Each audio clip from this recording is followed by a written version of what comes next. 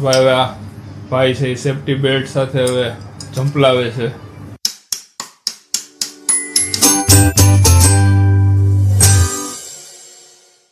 Good morning, સ્વાગત છે નવા એક દિવસને વ્લોગમાં.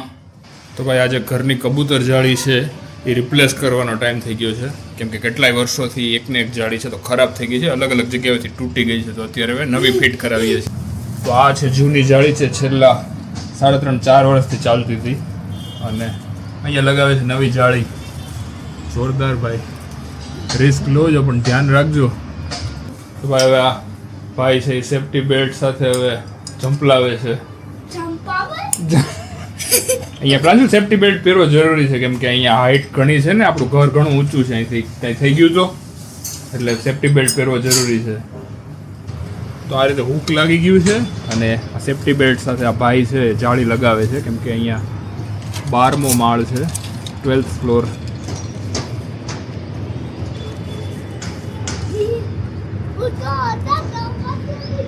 काम इजी है पण काम रिस्की भी है. इजी काम नहीं है, जो कारीगर हो गए हैं ना सर इसलिए उनको इजी हो गया. हाँ वो तो है, बात तो सही है. जोरदार रिस्क છે. અહીંયા બેલ્ટ છે એ પાઇપલાઇનમાં લગાવ્યો છે, કેમ કે બીજી કોઈ જગ્યા નથી લગાવવાની, પણ ખતરનાક સ્ટન્ટ છે આ, જસ્ટ ખાલી કબૂતરના ત્રાસને લીધે.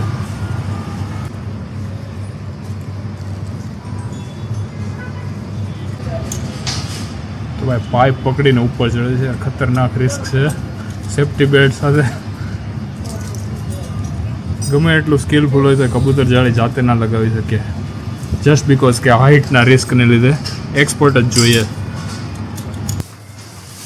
ભાઈ ભાઈઓનું કામ જોરદાર છે. લાસ્ટ ટાઈમ બી અમને આમની પાસેથી જ લગાવી હતી, એકદમ સેફટી સાથે કામ કરે છે અને રેટ બી રિઝનેબલ છે. કોઈને લગાવી હોય તો આનો નંબર હું ચેનલના ડિસ્ક્રિપ્શનમાં મૂકી દઈશ. કોઈ એડ નથી પણ જેન્યુઇનલી સારું કામ છે એટલે મતલબ પ્રમોટ કરીએ છીએ.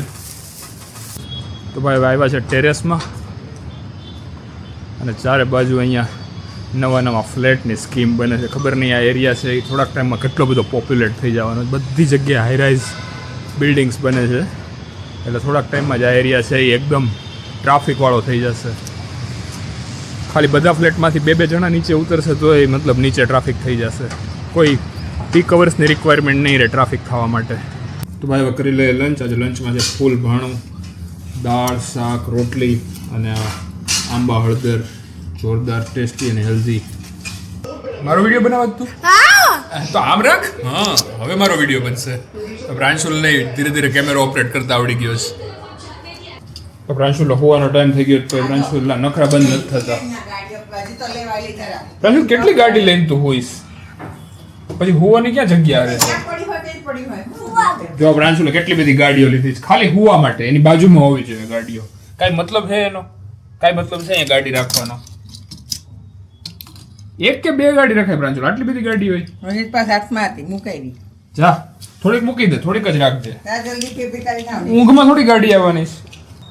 અહીંયા મૂક, આ ડબ્બા મૂક. અહીંથી પ્રાંશુલ જો અહીંયા નીચે પડી જશે ને તો છે ને મળશે જ નહીં.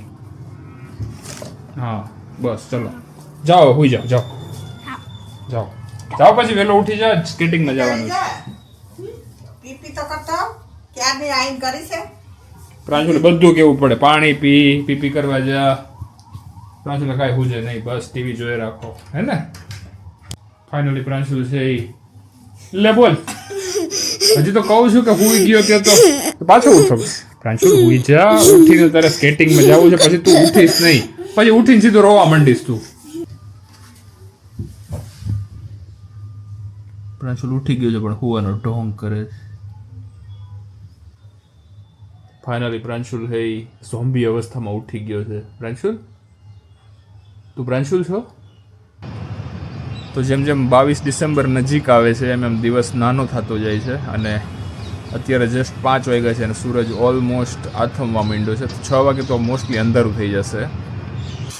તો પ્રાંશુલ છે સ્કેટિંગમાંથી આવી ગયો છે અને પહેલી વખત સફરજન ખાય છે કેટલાય ટાઈમ પછી, અને એક હાથમાં ચોકલેટ છે.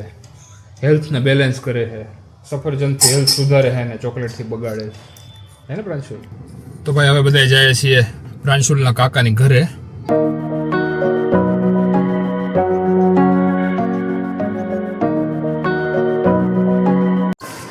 રખડાવ તો ખરો પ્રાંશુલ.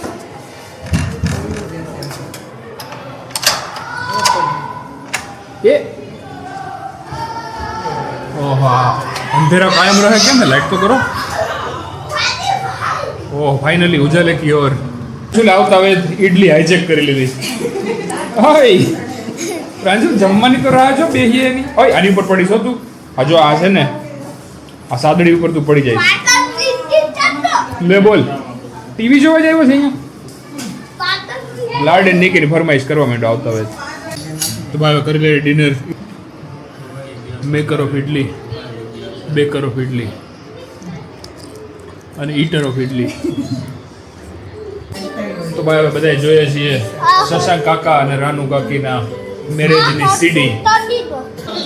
લગ્નની સીડીમાં ગરબા આવતા ગરબા એન્થુઝિયાસ્ટ લોકો અહીંયા ગરબા કરવા માંડ્યા. અમને આવડતા જ નથી બીજા ગરબા એન્થુઝિયાસ્ટ લોકો અને ગરબા ન જાણતા લોકો એટલે એમાં જોડાઈ ગયા છે બહેતી ગંગામાં.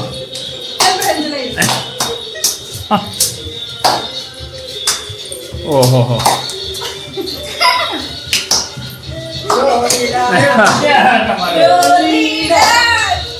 તો પ્રાંશુલ હજી એકલો ડાન્સ કરે છે. આપણે રૂડી પહેરી રમવા માંડ્યો. ના ના એવા ડોશીમાં ગરબા લેતો એવું લાગે. પ્રાંશુલ જોતો ખરો.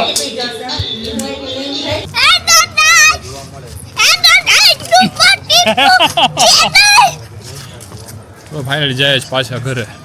તો ભાઈ ફાઇનલી પહોંચી ગયા છીએ અમદાવાદ પાછા. અને પ્રાંશુલ છે એનો મૂડ ઓફ થઈ ગયો છે કેમ કે બા જતા રહ્યા છે કાકાની ઘરે. તો ભાઈ આજે પ્રાંશુલ છે એઆઈ જનરેટેડ રીલ્સ જોઈને ખુશ થઈ ગયો કે એઆઈ જનરેટેડ રીલ્સ છે જેમાં થેનોસ છે એ ટીવીમાંથી બહાર આવે છે અને સ્પાઈડરમેન પ્રાંશુલનો જે સ્પાઈડરમેન છે ટોય એ થેનોસને મારે છે અને થેનોસ પાછો ટીવીમાં જતો રહે છે. તો એ પ્રાંશુલને એવું લાગે છે કે આ ટીવીમાંથી કઈ રીતે થેનોસ બહાર આવ્યો. કઈ રીતે બહાર આવ્યો પ્રાંશુલ? એઆઈ થી. હા શાબાશ.